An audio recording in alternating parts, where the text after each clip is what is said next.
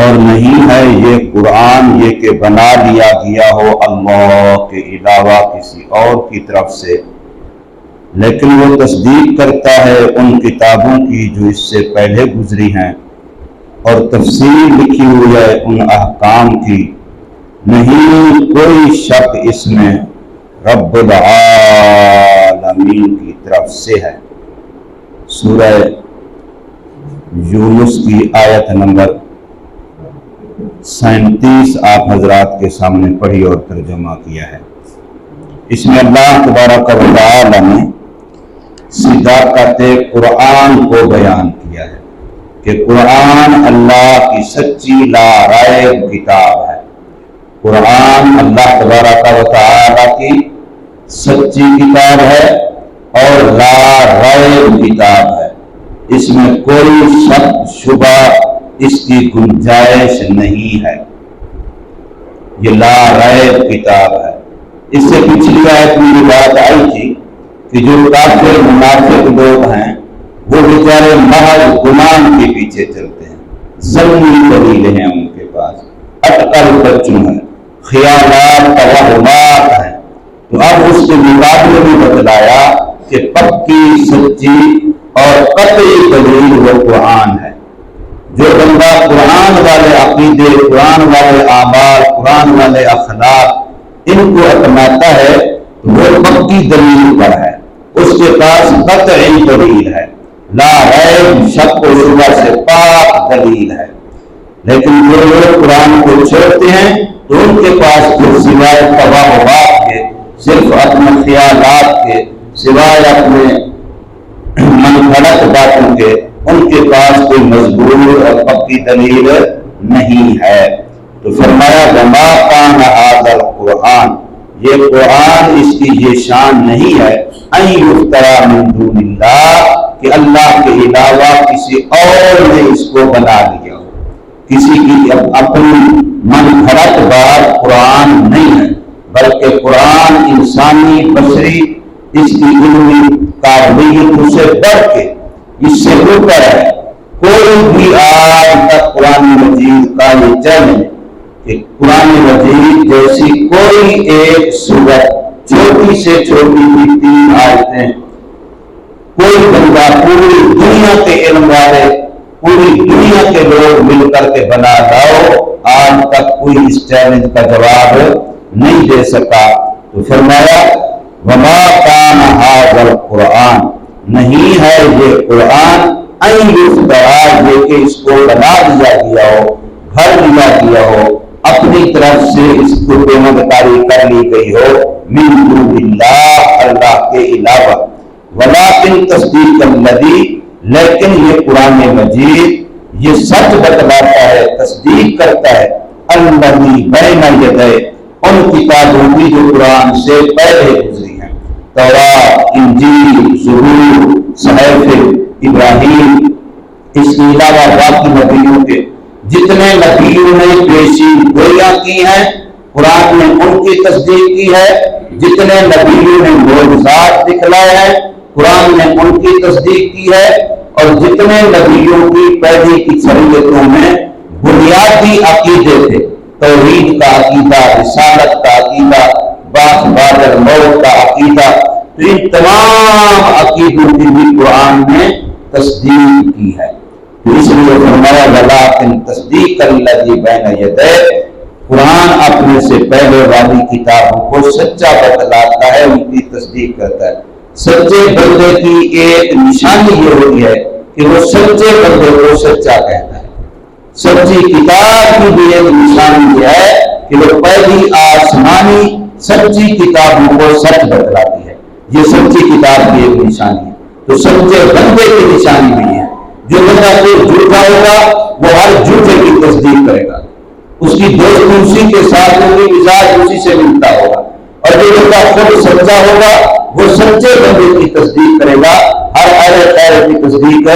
نہیں کرے گا۔ وتفصیل الکتاب، اور اس کتاب قرآن مجید کے اندر پچھلے احکامات کی تفصیل لکھی ہوئی ہے۔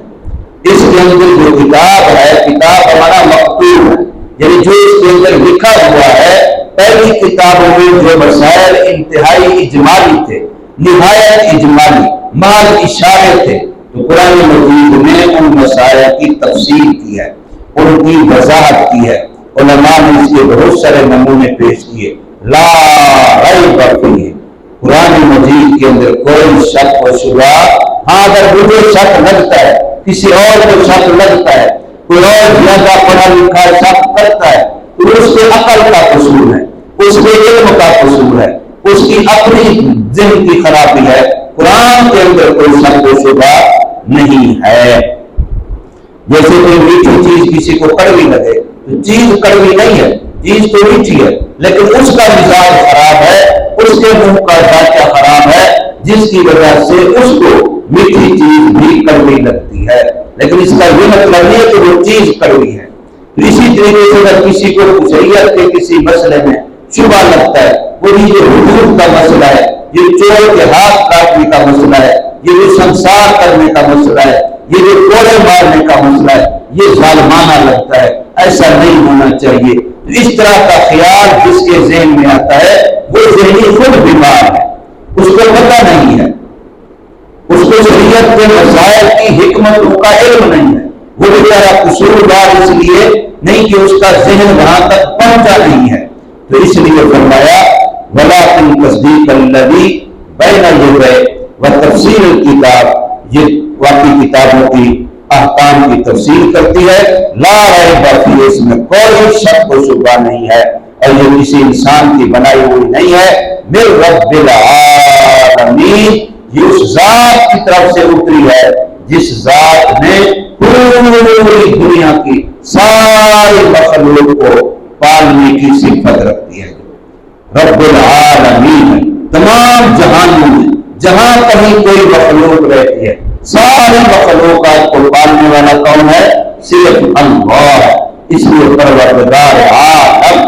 تمام جہانوں کا، جہان والوں کا پالنے والا جو اللہ تبارک و تعالی ہے، یہ قرآن مجید اس کی طرف سے نازل ہوا ہے۔ اب اس کے بعد بھی اگر کوئی بندہ کہتا ہے کہ جی محمد صلی اللہ علیہ وسلم خود بنا کے لاتے ہیں، یا فلانا بندہ ہے وہ اس کو بنا کے دیتا ہے اور ہمیں آ کر کے سنا دیتے ہیں، اساطیر الاولین، پہلے لوگوں کے قصے کہانیاں جمع کر دیتا ہے، ہمیں آ کر کے سناتا ہے، یہ اس وقت کے کافر لوگ کہتے تھے۔ حضور صلی اللہ علیہ وسلم کے زمانے کے کافر لوگ یہی بات کہتے تھے، یہ خود بنا لاتا ہے اور ہمیں آ کر کے سنا دیتا ہے۔ فرمایا ام یقولون افترا، کیا وہ کہتے ہیں کہ یہ خود بنا لایا اس کو؟ تو اگر وہ خود بنا رہا ہے تو وہ ایک انسان ہے، اور وہ بھی قومی انسان ہے، کسی سے پڑھنا لکھنا نہیں سیکھا، اور ایسے شہر ایسے علاقے میں پیدا ہوا جو سارے لوگوں کو ان پڑھ کہا جاتا ہے۔ مکہ میں علم کا نام و نشان نہیں ہے، تہذیب و تمدن نام کی کوئی چیز نہیں ہے، جاننے والی زندگی تھی، عیاذ باللہ۔ عجیب زمانہ جاہلیت، لوگوں کا جاہلیت کا عالم، عجیب سے عجیب تک بگڑے ہوئے مخلوق تھی، اس کے اندر ایک انسان نے 40 سال گزارے ہیں، اس میں پیدا ہوا ہے، پلا پلا ہے۔ تو فرمایا اس کے بارے میں جو کہتے ہو خود بنا کے لایا، تم بھی بنا لے، تم بھی دوسری جیسے انسان ہو، تم بنا لے۔ اگر اکیلے نہیں بنا سکتے ہو تو پھر اوروں کو بلا لو، اپنی مدد کے لیے پڑھے لکھے لوگ تلاش کر لو، اکٹھے ہو کے تم بھی بنا لو۔ فرمایا قل فأتوا بسورۃ مثلہ، فرما دیجیے آپ ان کو لے آؤ، تم بسورۃ نکرہ ہے، کوئی ایک سورت، چھوٹی سے چھوٹی، آسان سے آسان، لاؤ تم کوئی ایک سورت، مثلہ جو اسی جیسی، فصاحت میں، بلاغت میں، اور اس طریقے سے مستقبل کی پیشین گوئیوں کے بارے میں۔ فرمایا کہ اس جیسی ایک سورت اگر اکیلے نہیں بنا سکتے، وَدْعُوا مَنِ اسْتَطَعْتُمْ، جن کی تم طاقت رکھتے ہو سب کو بلا لو، اکٹھے ہو جاؤ، مجتمع ہو جاؤ، لاؤ قرآن جیسی کوئی ایک سورت، من دون اللہ، اللہ کی ذات کے علاوہ ساری مخلوق اکٹھی ہو جائے، تم ایسا نہیں کر سکتے ہو۔ ہاں اگر اپنے دعوے میں سچے ہو کہ یہ محمد صلی اللہ علیہ وسلم کا بنایا ہوا کلام ہے، تو وہ بھی ایک انسان ہے اور وہ تو امی ہے، کسی پڑھنا لکھنا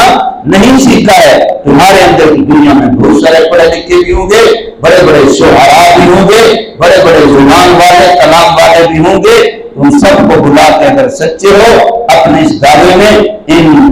تم صادقین, اگر ہو تم سچے, یہ انسانی کلام ہے تو بھی انسان ہو بھی صورت بنا کے لو. لیکن قرآن کہہ رہا ہے ان لم تفعلوا ولن تفعلوا, آج تک بنا سکے بھی نہیں ہے اور قیامت تک کوئی کر سکے گا بھی نہیں. قرآن نے ایسا چیلنج کیا ہے اور وہ چیلنج آج بھی دنیا کفر کو موجود ہے کہ لاؤ قرآن کے مقابلے میں کوئی کتاب. اس لیے قرآن اللہ کا کلام ہے, انسان کا بنایا ہوا نہیں ہے. انسانوں کا کام یہ ہے اس کی تلاوت کرے, اس سے محبت کرے, اس سے برکت حاصل کرے, اس کتاب کے معانی مفہوم کو جانے, اس کے مطابق اپنے عقیدے اعمال اخلاق کو ڈھالے, اپنے لین دین رہن سہن معاملات کو شریعت کے مطابق کریں. انسان کا کام یہ ہے. اللہ تبارک و تعالی ہم سب کو سمجھ نصیب فرمائے, عمل کی توفیق دے.